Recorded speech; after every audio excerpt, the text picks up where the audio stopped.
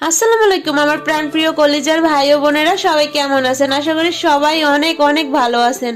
আমিও আল্লাহর রহমতে এবং আপনাদের সবার ভালোবাসায় অনেকটাই ভালো আছি। বেশ অনেকটা দিন হলো আমি কোনো পোস্টও করতে পারি না, এমনকি পেজেও ঢুকতে পারি না, এমনকি আপনাদের কারো কোনো খোঁজ খবরও নিতে পারি না। তার জন্য আমি আগেই ক্ষমা চেয়ে নিচ্ছি।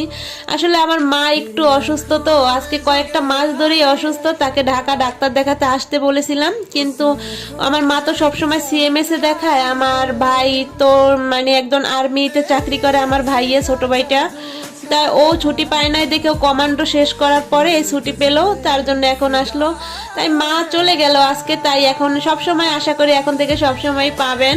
আপনারা অনেকেই আমাকে ইনবক্স করেছেন বা কমেন্টও করেছেন, খোঁজ খবর নিয়েছেন, সবাইকে অনেক অনেক ধন্যবাদ।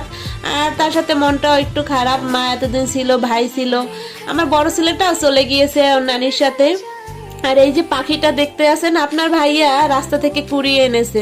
পাখিটা ভালো করে উঠতেও পারে না, মানে একদম খুব ছোট, নিজে একা একা খেতেও পারে না। এখন আপনার ভাই বলতে আছে যে এই পাখিটা যদি ভাবে ছেড়ে দিই তাহলে তো কুকুর বিড়ালে খেয়ে ফেলবে, মেরে ফেলবে।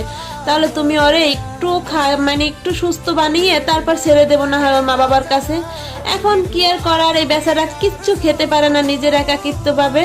তাই লিকুইড খাবার কিনে এনে তারপর সেই খাবার গুলে চামচ দিয়ে একটু একটু করে খাওয়াতে লাগতেছে। সবাই পাখিটার জন্য দোয়া করবেন যাতে ও তাড়াতাড়ি সুস্থ হয়ে গেলেই ওকে ছেড়ে দেবো। যদি যেতে চায় আর মা বাবার কাছে ছেড়ে দেবো অবশ্যই, কারণ সবারই একটা পরিবার আছে।